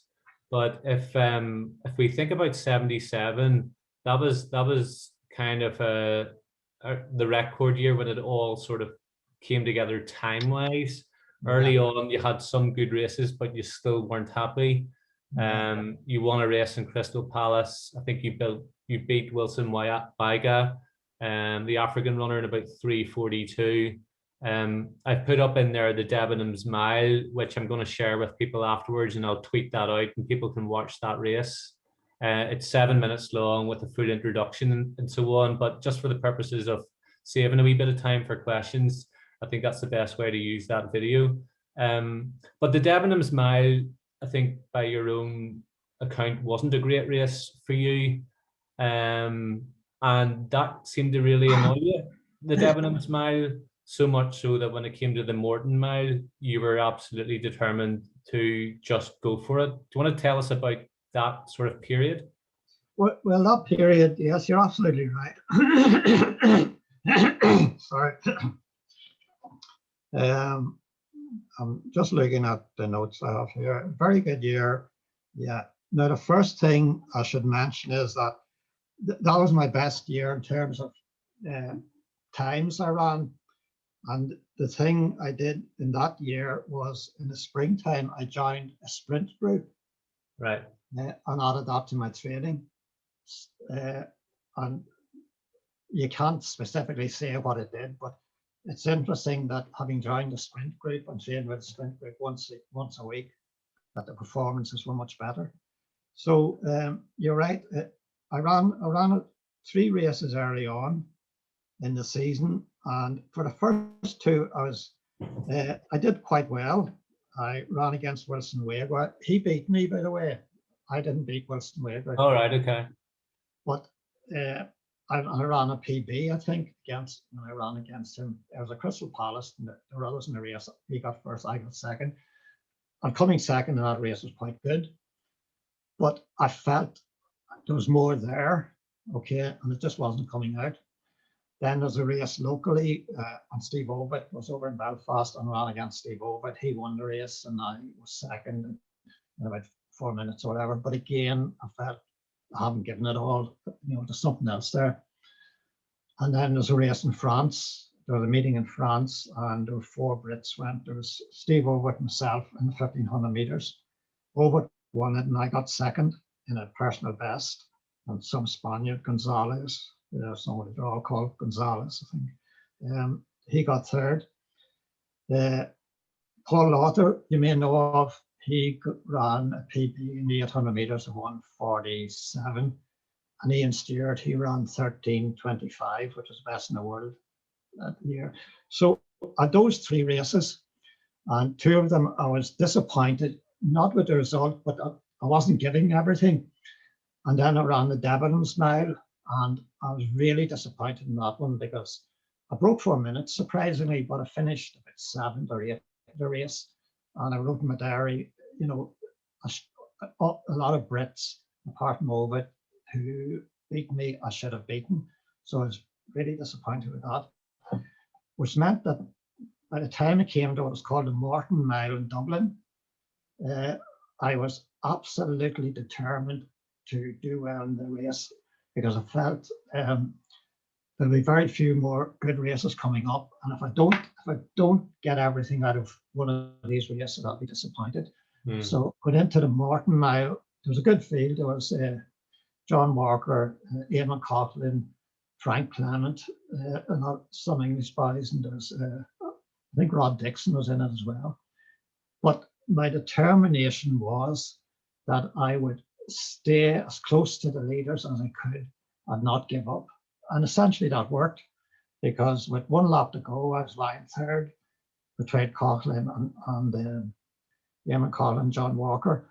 I was still sort of in touch with them, with coming around the last bend, and then I got dropped a bit and fought right up the home straight, and then just got overtaken by Wilson Waiga. So it worked, but it was the pure willpower of saying, I'm not going to give up in this race. I don't think in any other race I recall I had such determination. I And you know, history tells its own story in that 3:55.0 is still the Northern Ireland record for the mile. What's that, 44 years later? And if you look at the caliber of athletes that Northern Ireland's produced, no one's really got close. Well, it's good that you get a record in an event that doesn't run much. You know, it helps. So, so there you are, boys. I think you're being quite humble there, Jimmy. If we go on to some of these famous photographs from the Mary Peters track back in '77, on the left there you can see, I suppose, the bank at Mary Peters and the crowd that's watching the race. You can see John Walker leading the race. You're tucked in behind in the vest of Cave Hill and Duncairn Harriers. And then on the right, you can see that's you sort of wiping your brow, talking to the Kenyan, and John Walker sort of going, "Who's this guy?" And there's some sort of Fred West lookalike to John Walker's left as well. But maybe that was just the look back then. What's your recollection of those nights in Belfast? Well, that was a good night in Belfast. There were one or two of those every year, but that was the most important one, not just for me, but having the likes of John Walker. I thought there were more people at it seems, but no, that's okay. They're probably around the corner. Yeah. Well, it was another race, but again, I went into that and I read my diary. And let me look this, because it's interesting just to see what my diary says. What date was this? That was August. So this was 77, yeah. I'm not sure if it was called the Coca-Cola Games or the Jarrow Bank Games.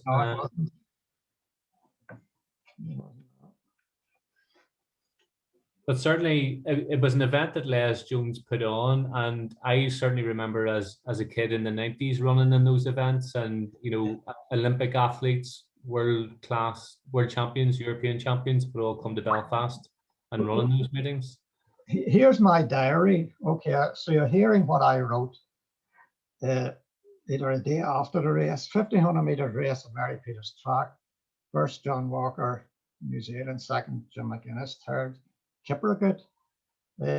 Before race, felt okay, not great. Decided not to worry about time, but just to stay with leaders and try to pick it up at 300 to go.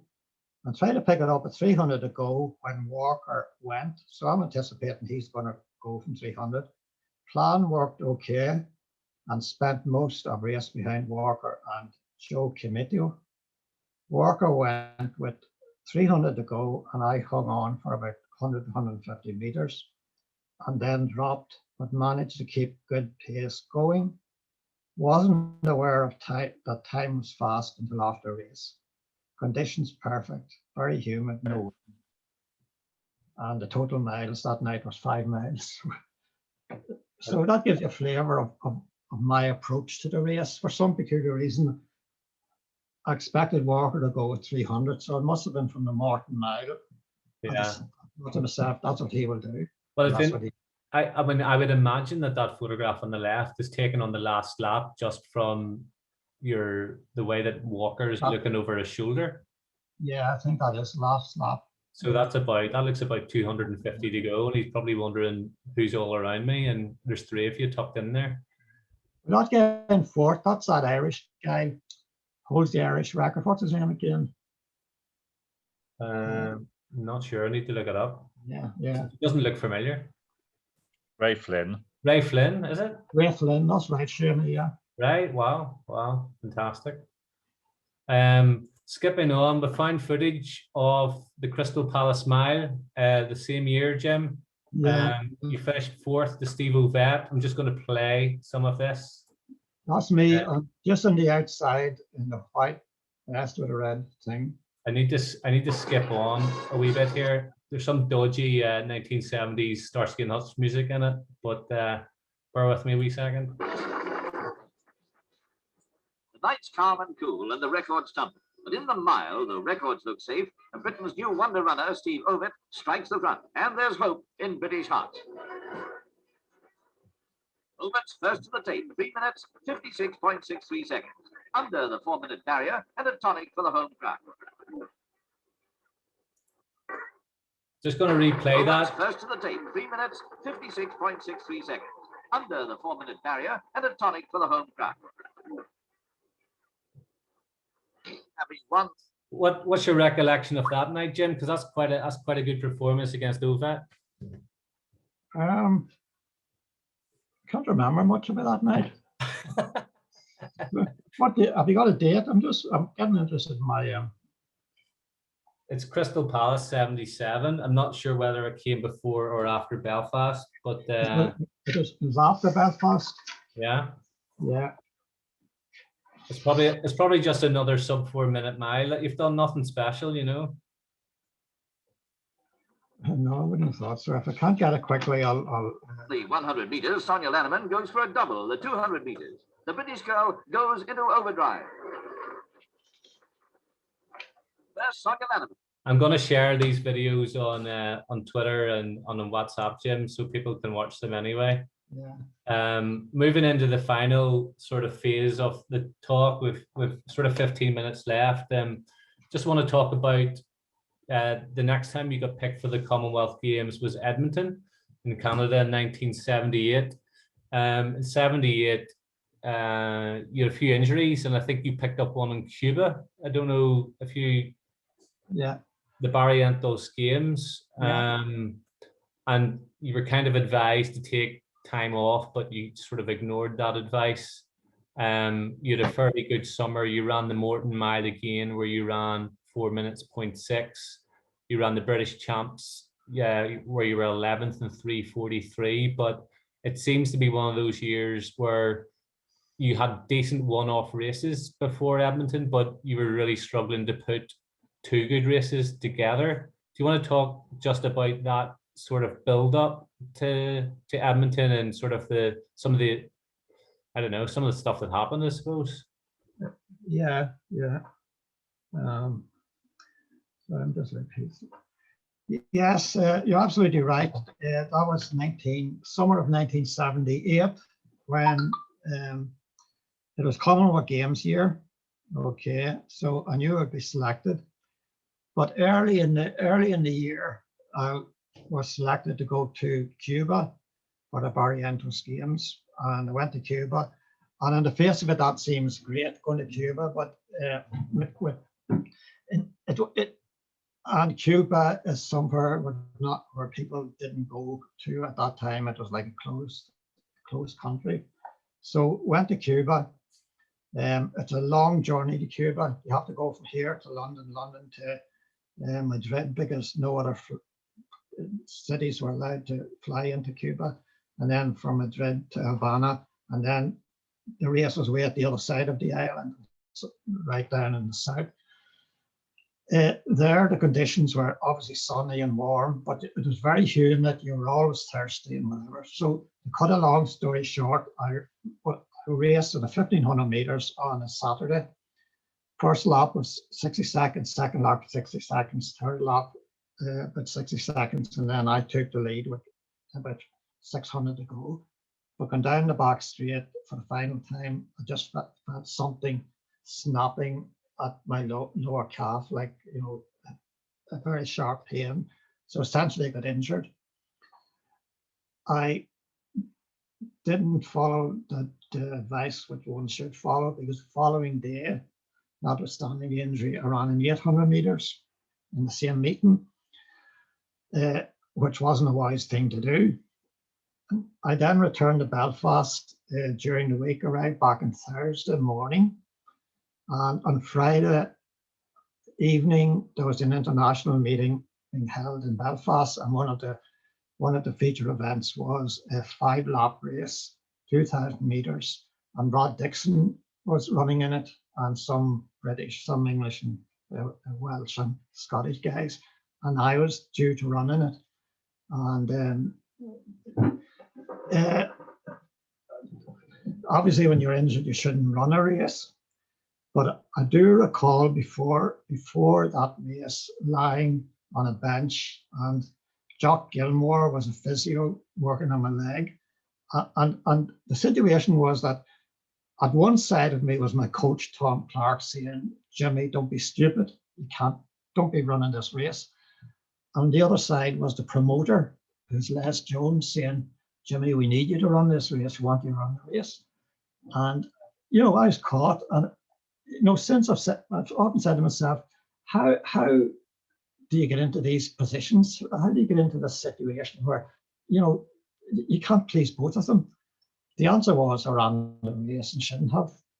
So you're absolutely right, Connor. I then spent the rest of the summer trying to recover from the injury.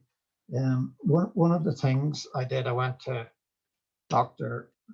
I wasn't a very good.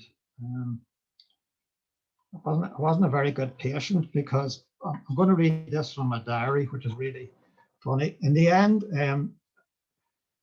I was still injured, so I went to see Dr. Harland at Queen's University.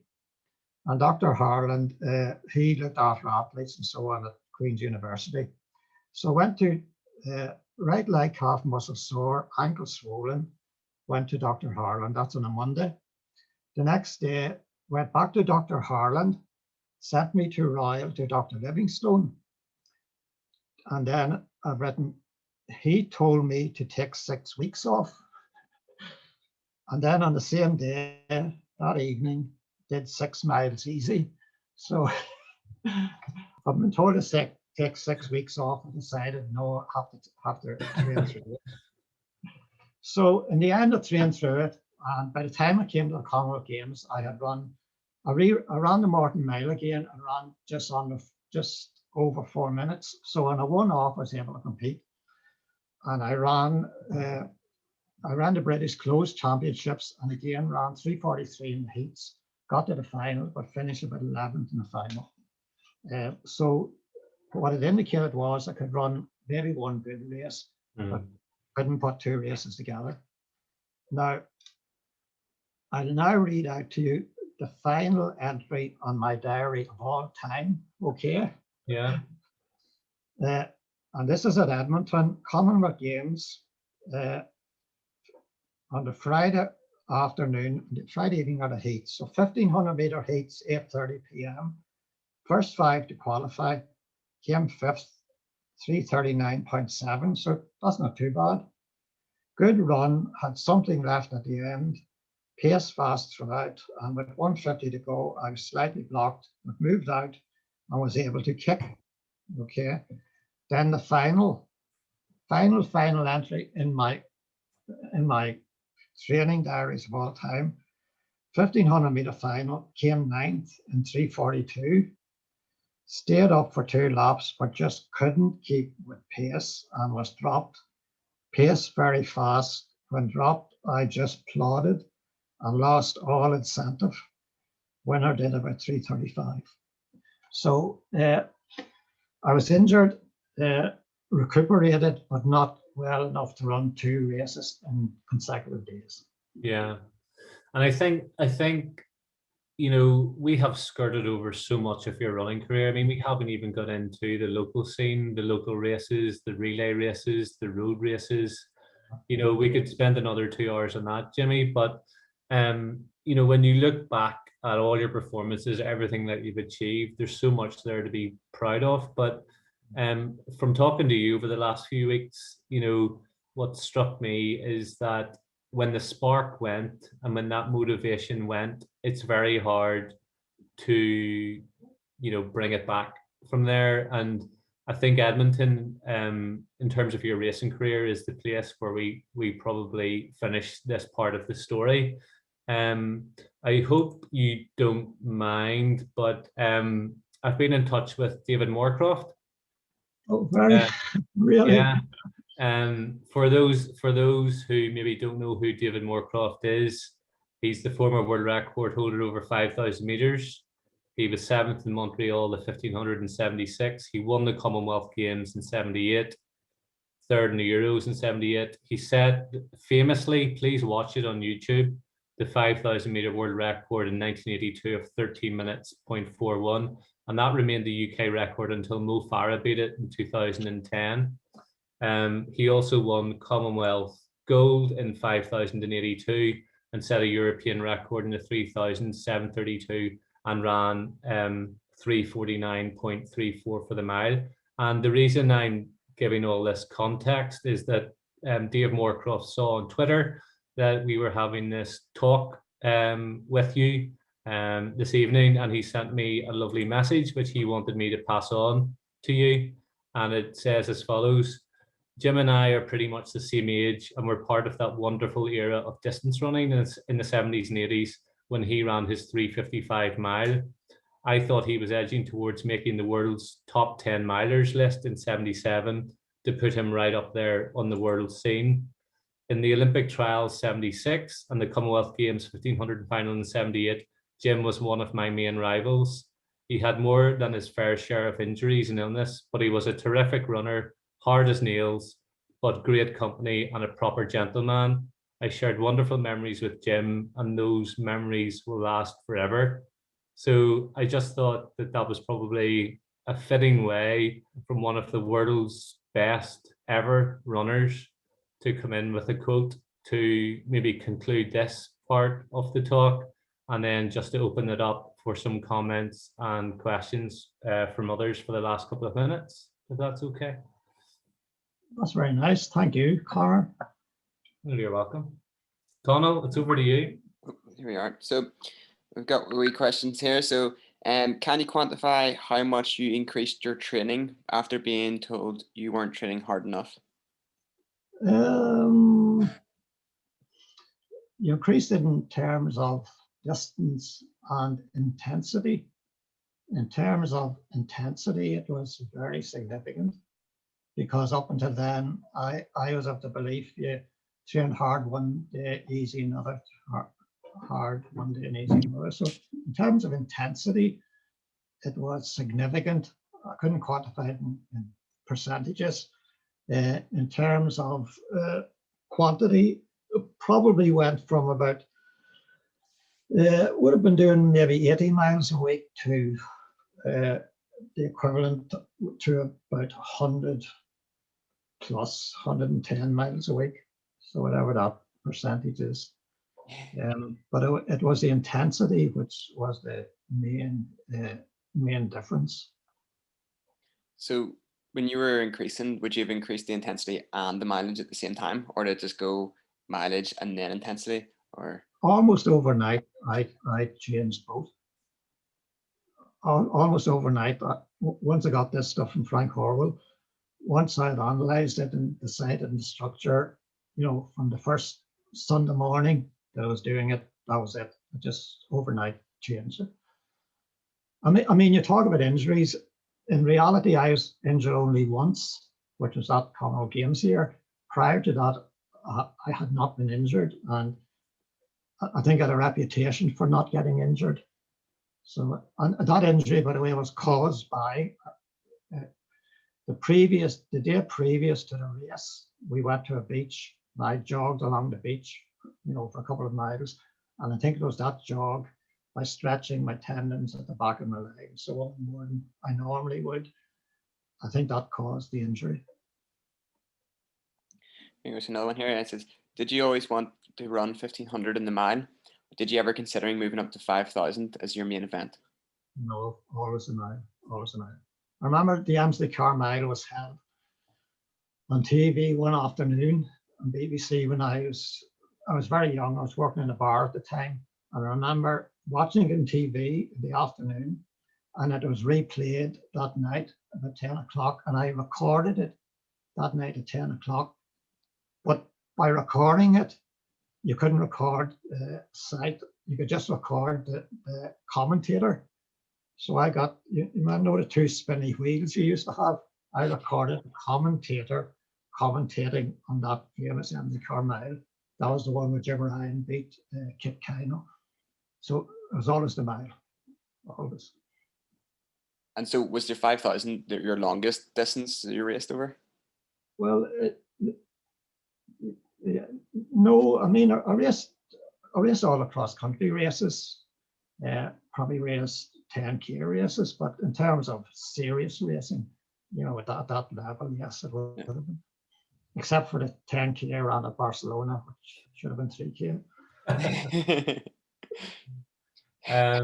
Jimmy, it just leaves it to me to thank you on behalf of everyone at the club, not just for taking part in this discussion tonight, because I know you were quite reticent about it when we first brought up the very thought of it a number of months ago. So thank you for trusting in us to do it in the right way, but also just to thank you for everything that you do in terms of the coaching and the encouragement for all ages. And you know, you give me the same encouragement as you give my daughter, and you know, she thinks the world of you, and that's why she insists on walking the dog past your house every morning so that she can wave to you.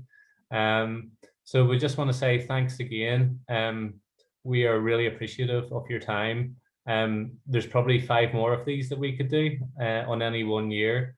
And also thanks to Connell and to Greg and to everyone for setting up these Zoom calls. And hopefully before long, we'll be back pretending that we're working to your schedule when we're not really. We're actually just training hard twice a week and taking lots of recovery days. So thank you, Jimmy, again. Well, thank you, folk. All right. Brilliant, Jimmy, brilliant. We'll leave it there. Thoroughly enjoyed Great that. job, Jimmy. That was brilliant.